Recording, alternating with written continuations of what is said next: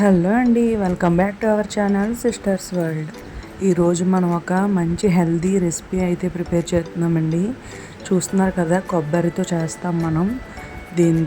కొబ్బరితో మనం ఏ డిష్ చేసినా చాలా యమ్మీగా ఉంటుంది. సో ఇది చిన్నపిల్లలకు కూడా పెట్టవచ్చు. చాలా అంటే చాలా యమ్మీగా ఉంటుంది. కొబ్బరి రొట్టె అనమాట. దీనికి మెయిన్ ఇంగ్రీడియంట్ కొబ్బరి, పచ్చి కొబ్బరి ఉంటుంది కదా, పచ్చి కొబ్బరి తీసుకొని ఇలా చిన్న చిన్న ముక్కలుగా కట్ చేసుకొని మిక్సీ పట్టుకోవాలి. మీకు వీలైతే కోరుకునేది ఉంటే కోరుకోవచ్చు తురుము కింద, లేదంటే ఇలా మిక్సీ పట్టినా సరే బరకగా కొంచెం ఆగాగి మిక్సీ పట్టినా సరే మనకి కొబ్బరి కూర అనేది ప్రిపేర్ అయిపోతుంది. సో కొబ్బరి కూర అనేది మనం ప్రిపేర్ చేసుకోవాలి. ఇందులోనే ఒక 4-5 యాలకులు కూడా వేసుకుంటే మంచి ఫ్లేవర్ అనేది ఉంటుందన్నమాట. మనం ఇలా తురుము ప్రిపేర్ చేసి పక్కన పెట్టుకున్న తర్వాత ఇందులోకి మనకి రొట్టెకి బ్యాటర్ అనేది ప్రిపేర్ చేయాలి. నేనైతే ఉప్మా రవ్వ అయితే తీసుకున్నాను. ఉప్మా రవ్వతో చేస్తే చాలా బాగుంటుంది. మనకు ఒక కేక్ కన్సిస్టెన్సీ ఉంటుంది అనమాట. ఆ టెక్స్చర్లో వస్తుంది, కేక్లా వస్తుంది అనమాట. 2 కప్స్ నేను గోధుమ రవ్వ తీసుకొని 1 కప్పు మైదా తీసుకున్నాను. అలాగే 1 కప్పు షుగర్ తీసుకున్నాను. మీకు వీలైతే బెల్లం కూడా వేసుకోవచ్చు. ఇలా మనం ముందుగా తురుము పెట్టుకున్నాం కదా, కొబ్బరిని మిక్సీ చేసి పక్కన పెట్టుకున్నాం కదా, కొబ్బరి తురుము.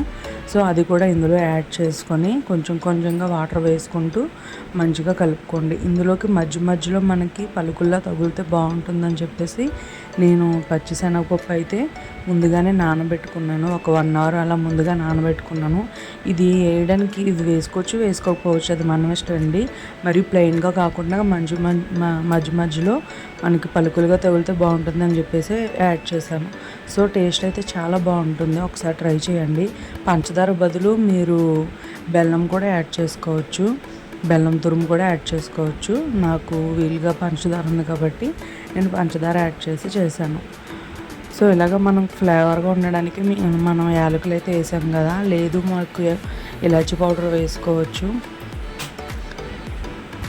సో ఇలా మంచిగా మిక్స్ చేసుకోండి. మరీ జారుగా కాకుండా మనకి రవ్వ అనేది నాని కొద్ది కొంచెం థిక్గా అవుతుంది కదా, సో చూసుకొని బాగా మనకు పంచదార కూడా కరుగుతుంది కాబట్టి జాగ్రత్తగా చూసుకొని కలుపుకోండి. ఇందులోకి బ్యాలెన్స్ చేయడానికి, అన్ని టేస్ట్ని బ్యాలెన్స్ చేయడానికి కొంచెం సాల్ట్ అనేది కూడా యాడ్ చేసుకొని చూపిస్తున్నాను కదా, ఈ విధంగా అయితే రావాలి మనకి బ్యాటర్ అనేది. సో ఈ విధంగా వచ్చిన తర్వాత మనకి రవ్వ కూడా నాని ఉబ్బింది. చూస్తున్నారు కదా, రవ్వ కూడా నాని ఎలా ఉబ్బిందో. సో ఈ విధంగా అయిన తర్వాత మంచిగా దలసరిగా ఉన్న ప్యాన్ ఒకటి పెట్టుకోండి. దలసరిగా ఉండాలి, పలుచగా ఉంటే కనుక తొందరగా మాడిపోతుంది రొట్టె అనేది. సో మనకి ఇందులో ఒక 2 to 3 స్పూన్స్ ఆయిల్ అనేది వేసుకోవాలి. ఆయిల్ అనేది ఎక్కువే పడుతుంది, కొన్ని వాటికి ఆయిల్ అనేది వేయాలండి. మరి మనం తక్కువగా చేయాలి అంటే అవి రావు. సో మనం ఆయిల్ అనేది వేస్తేనే టేస్ట్ అనేది బాగా వస్తుంది. సో ఈ విధంగా మరీ పలచగా వేసుకోకూడదు. మనకి దిబ్బ రొట్టెలు ఉంటాయి కదా, సేమ్ అదే విధంగా మనం కొంచెం మందంగా వేసుకోవాలన్నమాట. సిమ్లో పెట్టుకొని మంచిగా కాల్చుకోవాలి. 1 సైడ్ చూస్తున్నారు కదా, పైన మొత్తం కూడా ఎక్కడ పచ్చి లేకుండా అయిపోయింది కదా. ఇలా ఉంటే మనకి కరెక్ట్గా కుక్ అయినట్టు, కరెక్ట్గా కాలినట్టు. చూస్తున్నారు కదా ఎంత మంచిగా వచ్చిందో, మంచి కలర్ అయితే వచ్చింది. సో ఈ విధంగా అటు ఇటు కూడా మంచిగా కాల్చుకోవాలి.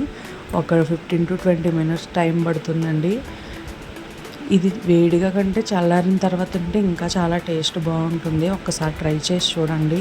ఈ వీడియో మీకు ఎలా అనిపించిందో కామెంట్ చేయండి, లైక్ చేయండి. Thank you for watching.